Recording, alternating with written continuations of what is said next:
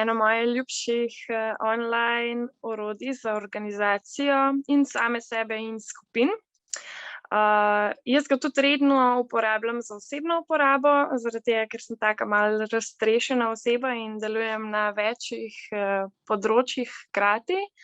Sploh mi je pa všeč, ker če deluješ v skupini in rabiš neko platformo, ki ti pomaga organizirati delo in po datumih in tako, da je vizualno pač razberljivo, mi je Trello pač prvo orodje, ki se ga zmeraj spomnim, ko nekdo reče, rabimo platformo za organizirati se. Jaz sem platformo to uporabljala že, mislim, da 5 let, nekaj takšnega, pa zdaj ima kup enih dodatnih funkcij in je še bolj taka pregledna.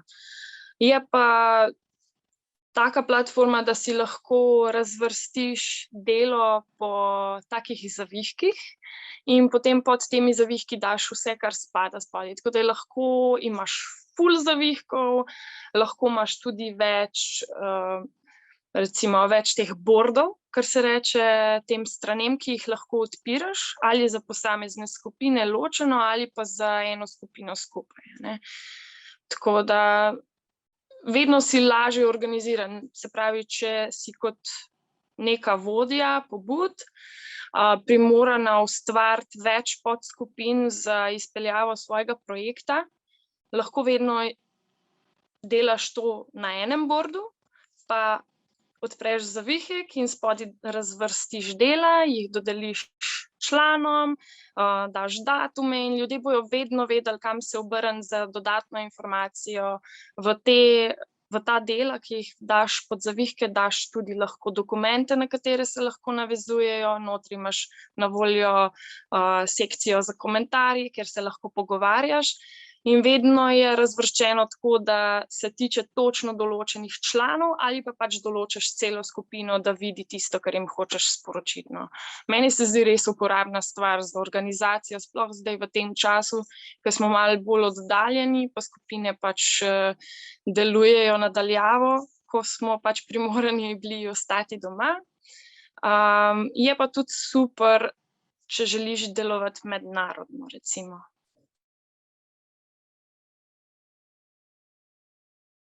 V bistvu v zadnjem letu uporabljam to skoraj vsak dan. Zaradi tega, ker sem tudi redno zaposlena, hkrati pa delujem tudi na področju mladinskega trenerstva, pišem članke, potem je še kaj doma za narediti in ti stvari uidejo iz glave, ne. In prav zaradi tega, ker sem taka majčkeno raztrešena oseba, mi prav pride imeti več teh bordov narejenih. In sicer nekatere imam za osebno rabo, druge imam za projekte. Recimo tedenski razpored, lahko si narediš urnik, imaš opomin, ki te spomni, to moraš narediti. Ker sem se nekako odvadila pisati v fizičen planner in imam zdaj namesto tega Trello. Hkrati recimo za projekte pisanja imam odprt posamezen bord, ker razvijam en svoj projekt in tja dajem ideje noter, da se mi kopičijo, ker pač imeti ves ta papir nekje je majčkeno obremenilno in samo kopičiti se ti, vedno se pa lahko na Trello obrneš in si hitro tam, kjer želiš biti, ne rabiš iskati med materialom. Potem pa recimo za delo v skupini, to pa zdaj trenutno ne izvajam, ampak sem recimo s tabo en čas nazaj, ko smo bili v 10KS skupaj, potem pa tudi, ko sem bila del enega projekta, bila sem piska za članke pri The Infographic Showu in smo tam, ker smo delovali na mednarodni ravni, nam so šefi dodeljevali naloge oziroma članke, ki jih moramo napisati, in vedno si vedel, v kateri fazi je tvoj projekt, ne, ker začel si v fazi, ne vem,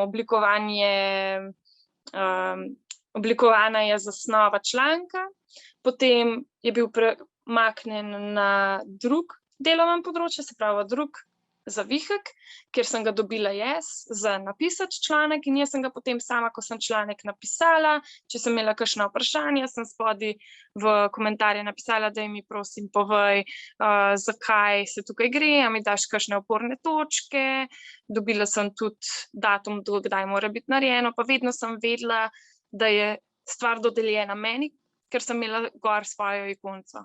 Ali pa tudi oznako, label, pod katero sekcijo videov bo to spadalo. Ko sem jaz to zaključila, je šla stvar naprej, ljudem, ki so oblikovali videe, in potem so oni premaknili to naprej, da se video oblikuje in da je stvar narejena in jaz sem tudi potem lahko svoje delo pogledala, ne. Tako da tukaj meni Trello res všeč, no. Posebej pa zdaj zadnje čase pa vedno bolj za osebno rabo.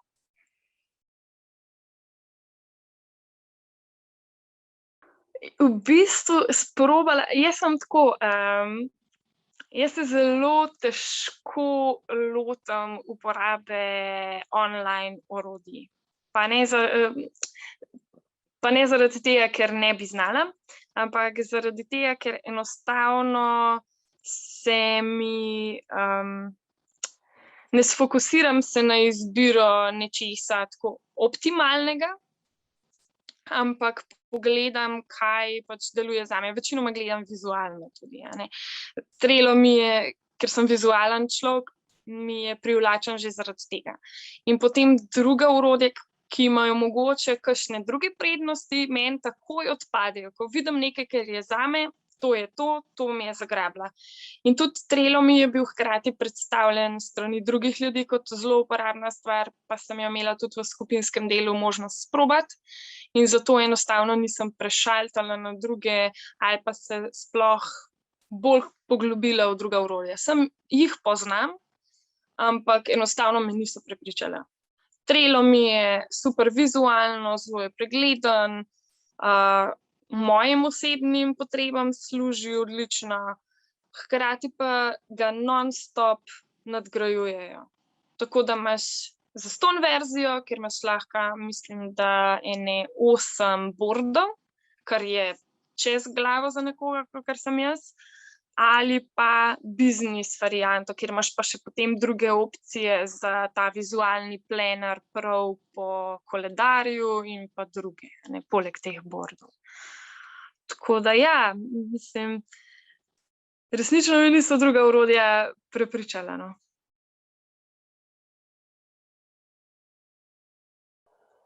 Tukaj bi ločila na osebno potrebo pri pobudi pa še na skupinsko delo, ne. Zmeraj za kakšno pobudo rabiš podpornike, ljudi, ki sodelujejo s tabo, da se stvar izvede. Za osebno rabo, zaradi tega, ker si lahko noter kopiraš ideje, tako kakor sem prej rekla, že vedno se lahko navežeš na stvari, ki si jih že pogledal, pa jih imaš takoj dostopne.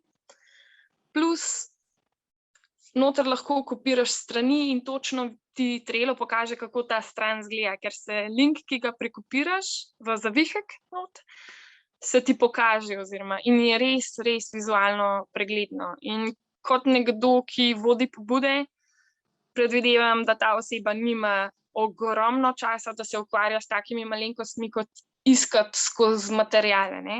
Ampak te stvari so zelo pomembne, ko si pobudnik, ker imaš ogromen materiala. Financiranje, kdo sodeluje, kam bo šla ta ideja, dodatne ideje, recimo socialna omrežja, kdo bo to delal, kaj mora narediti. Sam kot vodja imaš večji nadzor nad izvedbo, sploh če jo delaš v večji skupini, kakor pa bi imel, če bi se stvar izvedla samo v fizični obliki pa na besedo, ne, ker velikokrat imamo izkušnjo z ljudmi, ki delajo te stvari, da rečejo, ja, bom imel do takrat narejen, pa si kot vodja zaverovan v to, da boš do tistega datuma neko stvar dobil narejeno, tam ti pa oseba lahko označi, a ne, ta stvar je v tej fazi dela, a ne, jo pregledujem, bo narejena takrat, pa takoj, ko vidiš, da stvar ni narejena, veš, oseba je bila opozorjena, ne more mi reči, da ta stvar ni bila narejena, a ne. Mislim, da ni bila opozorjena, kdaj mora biti, plus vsi podatki so bili gor, opombe so bile dodane, jaz sem svoje naredila, a ne. Res je tako orodje, ki ti pomaga, da se stvar izvede tako, kot se zagre. Seveda pač osebe morajo še vedno fizično te stvari narediti, a ne, ne moreš samo označiti, sem naredil, pa nisi, a ne. Ampak to moraš pa potem tudi sam kot vodja vzeti pobudo, da vzpostaviš Trello na tak način, da služi tvoji pobudi.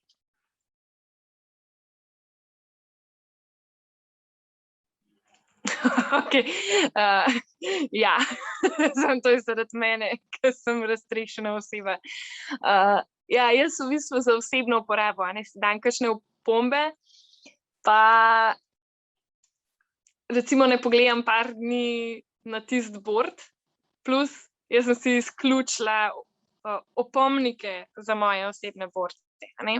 Za te projektne sem jih imela vedno vključene, za ostale svoje sem jih pa izključila, a ne. In to je pa pol tudi stvar tega, a ne, kot je ta izraz hold yourself accountable, a ne. In jaz tega recimo ne počnem trenutno toliko. Mislim, vse bolj, ampak prej sem pa kar malo zanemarila, no, in to je tista slaba stvar, ke v bistvu ni slaba stvar, ke si sam zanjo odgovoren in jo ne moreš pripisati neki platformi, ke je opremljena za to, da tebe kot fizično osebo podpre, a ne. Kaj bi bila še kakšna druga stvar?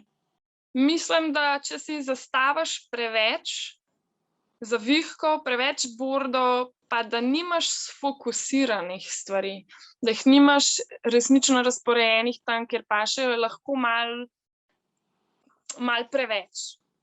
Zaradi tega, ker imaš neskončno možnosti za ustvarjanje teh zavihkov na posameznem bordu, in če se res dobro ne organiziraš, ti ta orodje ne bo pomagal. Moraš ga zastaviti pravilno, imaš tudi na Trellotu dostopnih ogromno materialov, od videov do blogov, kako Trello najbolj optimalno uporabljati, tako da to je pa ta plus tega minusa, no. Tako da, to je to.